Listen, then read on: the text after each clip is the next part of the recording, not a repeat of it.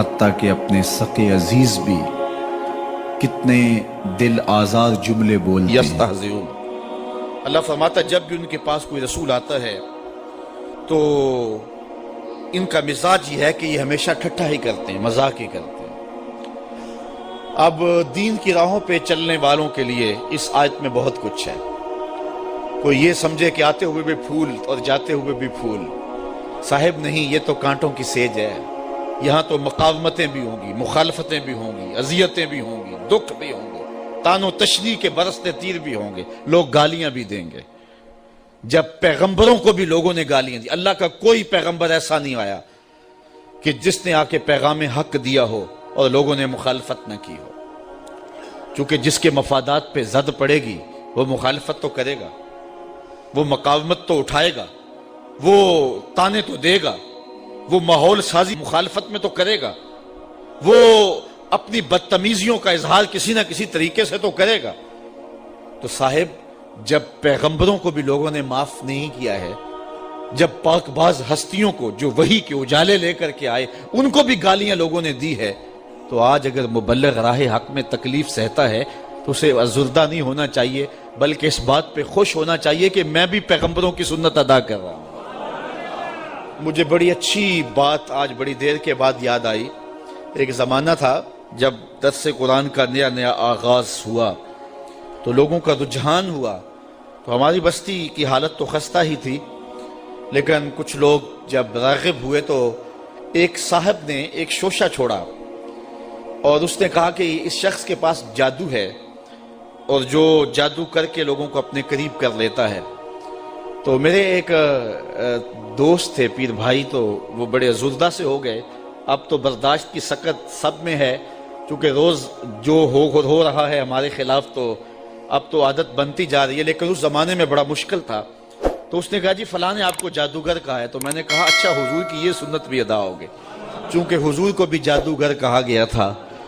میرے ایک استاد ہیں، وہ مجھے ایک دن آ کے کہنے لگے کہ کچھ لوگ کہتے ہیں کہ رضا ثاقب کے پاس تسخیر قلوب کا وظیفہ ہے، اور وہ صبح فجر کے وقت جب سورج چڑھا ہوا ہوتا ہے تو سورج کی جانب منہ کر کے پڑھتا ہے، اور اس کے والد صاحب نے اسے بتایا ہوا ہے، تو اتنے لوگوں کا جو ہجوم ہے اس کے پاس یہ اس وظیفے کی وجہ سے ہے۔ تو میں نے کہا استاد جی اگر آپ اجازت دیں تو اس مرتبہ مصطفی اجتماع میں وہ وظیفہ بتا ہی نہ دوں سب کو۔ تو میں نے ان کو کہا کہ میں اس مرتبہ بتاؤں گا، تو خیر مصطفی اجتماع کے اوپر جو کیفیت تھی تو بات ادھر نہ آ سکی اور میں وہ وظیفہ نہیں بتا سکا۔ تو چلو آج میں بتا دیتا ہوں۔ وہ وظیفہ یہ ہے کہ جس نے یہ بتایا ہے کہ فجر کے بعد پڑھتے ہیں، اس کو مغالطہ لگ گیا، میں فجر کے بعد نہیں پڑھتا۔ وہ وظیفہ شروع ہوتا ہے ظہر کے وقت اور ختم ہوتا ہے جا کے رات 2 بجے، اور وہ ایک جگہ بیٹھ کے نہیں پڑھنا پڑتا۔ وہ کبھی گجرانوالا، کبھی سیالکوٹ، کبھی راول پنڈی، کبھی ساہیوال، کبھی ہڑپے، کبھی کراچی، کبھی بیرون ملک، کبھی مسجد میں، کبھی ہال میں، کبھی گلی میں، کبھی بازار میں۔ اور وظیفہ پڑھنے کے بعد بس چپکے سے گھر لوٹ جاؤ، پھر کن انکھیوں سے نہ دیکھو کہ پیچھے کوئی خدمت کرنے والا آ رہا ہے یا نہیں آ رہا، اور پھر چپکے سے گھر چلے جاؤ، آرام سے سو جاؤ۔ 6 ماہ وظیفہ کر کے دیکھ لو، زمانہ تمہارے قدم بھی چومے گا۔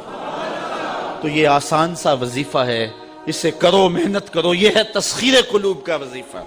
تو حق کی راہوں پہ چلو گے تو لوگ کیا کچھ نہیں کہیں گے، گالیاں بھی ہوں گی، بلکہ اب تو گالی سے بات گولی تک جا پہنچی ہے۔ پہلے لوگ اپنے نظریے کو منوانے کے لیے دلائل دیتے تھے، پھر ممبر و محراب سے گالیاں شروع ہو گئیں، اور اب تو بات گولی تک پہنچی ہے، خود کش دھماکے تک پہنچ گئی ہے۔ میرے نظریے کو نہیں مانتے، میری فکر کو نہیں مانتے تو میں خود کش دھماکے سے اڑا کے رکھ دوں گا تمہیں۔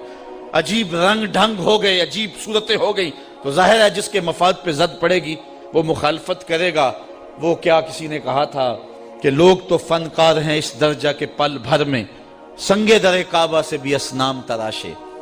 تم کون ہو اور کیا ہے داغ کبابی، لوگوں نے تو مریم پہ بھی الزام تراشے۔ لوگوں نے تو پیغمبروں پہ، پیغمبر زادیوں پہ، پیغمبر زادوں پہ اور پیغمبروں کے باپوں پر بھی تان و تشنیع کے تیر برسائے۔ آپ تاریخ نبیوں کی پڑھ کے دیکھ لیں تو مبلغین راہ حق میں دین کا پیغام لے کر چلنے والے، حالات کی تلخیوں اور سختیوں سے گھبرانا نہیں ہے۔ یہ سورہ یاسین ہمیں سبق دے رہی ہے، تم کس کھیت کی مولی ہو، یہاں تو پیغمبروں کو گالیاں دی جاتی رہی ہیں، یہاں تو پیغمبروں کی جو ہے وہ تدحیق کی جاتی رہی ہے. فرمایا ما یاتیہم من رسول الا کانوا بہ یستہزئون، جب بھی ان کے پاس کوئی رسول آتا ہے تو اس کا ٹھٹھا ہی کرتے ہیں، اس کو مذاق ہی کرتے ہیں، اور اس کو جو ہے وہ طعن و تشنیع کے